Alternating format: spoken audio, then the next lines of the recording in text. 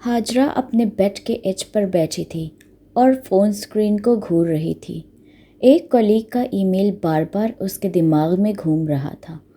तुम इस प्रोजेक्ट के लिए केपेबल नहीं हो। ये पहली दफ़ा नहीं था जब उसने ऐसी बात सुनी हो। क्रिटिसिज्म, चाहे दूसरों से या अपने माइंड से, हमेशा कॉम्प्लीमेंट से ज़्यादा लाउड लगता है। उसने अपनी आंखें बंद कर ली, लेकिन थॉट्स और हैवी हो गए। क्या पता वो सही कह रहे हैं या नहीं? क्या मैं अपनी लाइफ वेस्ट कर रही हूँ? क्या अल्लाह मुझसे नाराज़ है? ये साइकिल इतनी फास्ट घूम रही थी कि उसका सर चकराने लगा। ये सब सोचते ही उसे एक इस्लामिक लाइफ कोच का ख्याल आया जो उसे एक इस्लामिक व्हाट्सएप ग्रुप पे मिली थी। उसने उनके साथ एक सेशन बुक कर लिया। अगले दिन हाजरा ने उस इस्लामिक लाइफ कोच के साथ एक मीटिंग ज्वाइन करी। मीटिंग ज्वाइन करते ही उस इस्लामिक लाइफ कोच ने हाजरा से पूछा, सो हाजरा, क्या चीज़ तुम्हें इतना हैवी फील करवा रही है? हाजरा पहले तो हेजिटेट हुई, लेकिन इस्लामिक लाइफ कोच की कंपैशनेट टोन ने उसकी रुकावट तोड़ दी। उसने कहा, मुझे लगता है मैं लोगों के लफ्ज़ों में और अपने ही थॉट्स में डूब रही हूँ। हर मिस्टेक, हर क्रिटिसिज्म को ओवर थिंक करती हूँ। जो भी करती हूँ, एक आवाज़ बार बार कहती है कि मैं काफ़ी नहीं हूँ।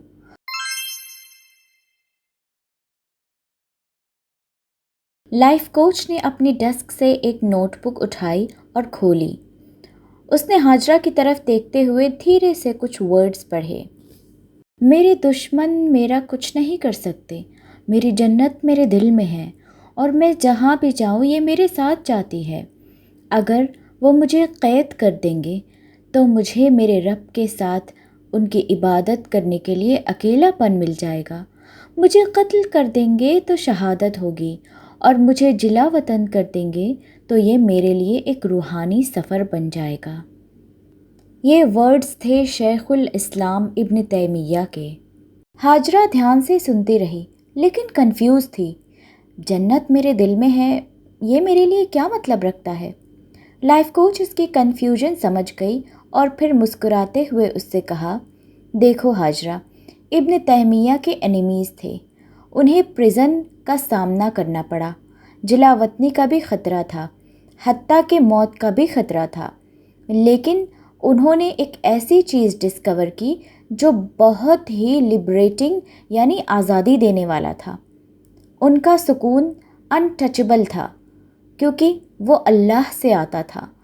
उनकी जन्नत लोगों के हाथ में नहीं थी, वो उनके दिल में थी, उनके रब के कनेक्शन में थी। थोड़ी देर रुककर लाइफ कोच ने फिर कहा, आप दूसरों के लफ्ज़ों को और अपने नेगेटिव थॉट्स को अपने ऊपर पावर दे रही हैं, लेकिन असल सच ये है कि जब आपका दिल अल्लाह से बेतहाशा जुड़ा हो और बेतहाशा तवक्कुल और ईमान हो तो कभी भी दूसरों के जजमेंट्स में आप कैद नहीं होते। कोई आपका सुकून छीन नहीं सकता जब तक कि आप खुद उन्हें परमिशन ना दे दें। हाजरा चुप बैठी रही, लेकिन फिर उसकी आंखों में फिर से आंसू भर गए, पर इस दफ़ा वो आंसू अलग थे। ये आंसू मायूसी के नहीं बल्कि सुकून के थे। महीनों से वो अपने थॉट्स से ही फाइट कर रही थी, जैसे अंधेरे से लड़ रही हो। लेकिन अब उसे समझ आ गया था कि उसे फाइट करने की ज़रूरत ही नहीं, उसे बस अपने दिल को किसी और जगह जोड़ने की ज़रूरत है। लाइफ कोच उसके करीब हो गई। उसकी आवाज़ बहुत सॉफ्ट थी और उसने कहा, जब भी नेगेटिव आवाज़ आपके दिमाग में गूंजती है तो अपने आप को रिमाइंड करें कि मेरी जन्नत अल्लाह के साथ है, मेरे दिल में है, कोई उसे टच नहीं कर सकता।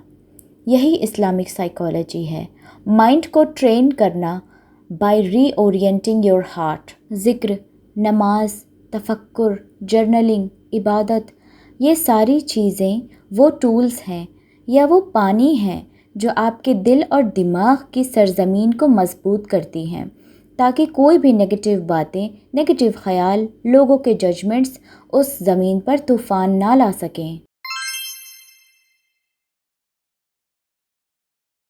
لائف کوچ سے میٹنگ کے بعد اس رات ہاجرہ اپنے کمرے میں گئی اور عشاء پڑھنے لگی۔